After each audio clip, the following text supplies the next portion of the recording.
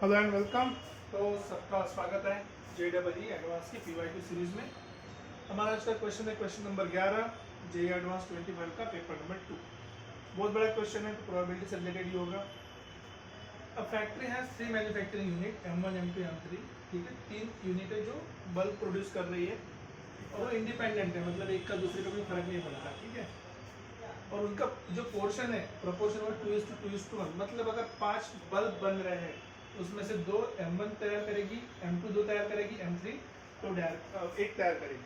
5 में से 2 2 और 1, इस तरह से। अब यहाँ से अपना क्वेश्चन स्टार्ट होता है। It is known that 20% of the bulb produce in the factory are defective, मतलब जो टोटल जितना भी बल्ब प्रोड्यूस हो रहा है उसमें से 20% क्या डिफेक्टिव है। तो डिफेक्टिव सिर्फ M1 से है या M2 से या M3 से नहीं, टोटल डिफेक्टिव की परसेंटेज कितनी है 20%। ये हमको पहली इंफॉर्मेशन मिली। Second information, it is also known that of all the bulb produce by M1 15% are defective. तो M1 से सिर्फ M1 से कितना है 15% डिफेक्टिव है। सेकंड उसने बोला कि अगर हम रैंडमली कोई भी फैक्ट्री से बल्ब उठाते हैं then the probability that it was produced by M2 is 2/5। तो डिफेक्टिव बल्ब हमने M2 अगर एक रैंडमली उठाया तो अगर वो फैक्ट्री से उठा रहे तो 2/5, वो तो वैसे ही पता चल कि 2/5 है उसमें। If the bulb is chosen randomly from the bulb produced by M3, अभी M3 से बात चल रही है, then the probability that it is defective is, वो probability निकाल। तो ठीक है, तो पहले केस में लेट्स से M1 से प्रोड्यूस होने की क्या होगी प्रोबेबिलिटी। टोटल 5 बल्ब है, 5 में से 2 M1 बनाता है। प्रोबेबिलिटी ऑफ M2 ने कितना बनाता है, वो भी 2 बनाता है 5 में से। और प्रोबेबिलिटी ऑफ M3 वो कितना बनाता है, वो बनाता है 5 में से 1। तो पहली जो हमारी कंडीशन है उसके हिसाब से हम चलते हैं। अभी चलने से पहले हमको जो पता है कि टोटल जो बल्ब है डिफेक्टिव वो कितने 20%। सो हम एज्यूम करते हैं कि let defective bulbs given probability कितना, सपोज इसको हम पकड़ लेते हैं सपोज D। ठीक है, तो अभी देखो total probability, so probability of defective का कितना दिया है 20%। लेकिन वो कहाँ से आ सकते हैं, पहले मशीन से आ सकते हैं, यहाँ से आ सकता है डिफेक्टिव, यहाँ से आ सकता है डिफेक्टिव, यहाँ से आ सकता है डिफेक्टिव। अगर आपको याद होगा पिछले की वीडियो में या इसके पहले की वीडियो में आपने देखा होगा कि हम हॉरिजॉन्टली मल्टीप्लाई करते हैं और वर्टिकली ऐड करते हैं। तो इसको डिफेक्टिव की प्रोबेबिलिटी से बस मल्टीप्लाई करना और कुछ नहीं। तो पहली केस में प्रोबेबिलिटी, अच्छा मैं लिख लेता हूँ फिर ताकि समझना है। M1 मशीन से आया और probability of defective if the machine is M1 plus probability of M2 if the defective machine 2 से डिफेक्टिव आया प्लस प्रोबेबिलिटी ऑफ M3 जब हमारा डिफेक्टिव कहाँ से आया, मशीन 3 से आया। सिंपल सा काम है ये। क्या क्या चीज़ दी हमको, देखो M1 की प्रोबेबिलिटी कितनी है 2/5 और हमको बोला है कि M1 मशीन से 15% जो आते हैं वो डिफेक्टिव है।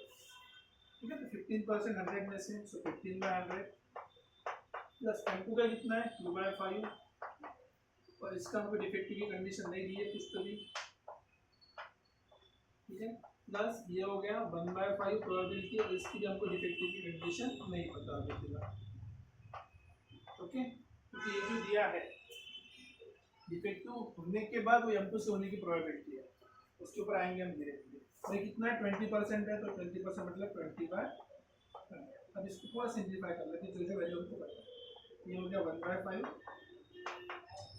5 3 15 50, so 3/50 is equals to, sorry plus इसमें से 1/5 कॉमन निकाल लेता हूँ, मुझे मिला 2 times probability of defective of M2 plus probability of defective when it is M3। इसको इधर लेके आओ, इस जगह 1/5 minus 3/50 equals to 1/5 2 times probability of defective when M2।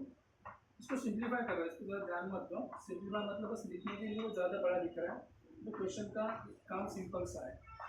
ठीक है, अब इसको सिंप्लीफाई करने के लिए इसको 10 से मल्टीप्लाई करो, 6 से मल्टीप्लाई करो, 15 की बेस बेस सेम हो जाएगा, तो 10 में से 3 गए 7/50 और नीचे का 5 ऊपर आ गया मल्टीप्लाई में।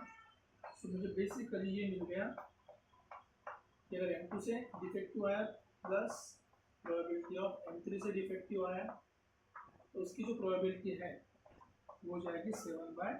तो बेसिकली हमारे पास में पहला एक रिलेशन आ गया जो मैं यहाँ पे कहीं पे लिख लेता हूँ, 2 times probability of defective if it is machine M2 plus probability of defective if it is machine M3 is equals to 7/10। ये पहला हमारा कंडीशन है। अब ये पहले हमने कंडीशन को यूज कर ली, ये दो कंडीशन की, it is known that 20% of defective, उसमें से M1 की कंडीशन 15% भी यूज करना है। अब जो सेकंड कंडीशन की, it was produced by M2, ठीक है, the bulb in the factory is found to be defective, the probability that it was produced by M2। अब ये हमको चेक करना है, राइट, ठीक है। तो मैं थोड़ा सा क्लीन कर लेता हूँ। ना सेकंड कंडीशन बहुत सिंपल सी है, आपको क्या बोलना है कि जो भी टोटल डिफेक्टिव फैक्ट्री में से, उसमें से अगर मुझे डिफेक्टिव मिल गया पहले से, तो M2 से होने की प्रोबेबिलिटी क्या है, तो इस तरह से प्रोबेबिलिटी ऑफ M2 अगर वो ऑलरेडी डिफेक्टिव है क्या था, एकदम सिंपल सा है, basically it is nothing but probability of defective and probability of defective it is from M1 simple M2, इतना सिंपल सा चीज था। और ये वैल्यू हमको पहले से दी है 2/5, ठीक है, और ये वैल्यू हमको निकालनी जो हमको नहीं पता, probability of defective if it is from M2 total divided by total defective कितने थे 20%, सो 1/5। अब इसको सिंप्लीफाई करना है और कुछ करने की जरूरत तो है नहीं, इसे सिंप्लीफाई करेंगे, क्रॉस मल्टीप्लाई कर दो, बेसिकली तो ये हो जाएगा probability of defective if it is from M2 it is, ये मल्टीप्लाई में आएगा डिवाइड कर, ये हो जाएगा 2/25। ये हो गया सेकंड चीज। अब उनको वही इक्वेशन उनको ऑलरेडी पता है, ये वैल्यू बस वहाँ पे पुट कर दो। सो 2 टाइम्स प्रोबेबिलिटी ऑफ डिफेक्टिव कितना निकाला हमने 2/25 plus probability of defective it is from M3 is equals to 7/10। ये हो गया 4/25, उसको इधर भेज दो। So probability of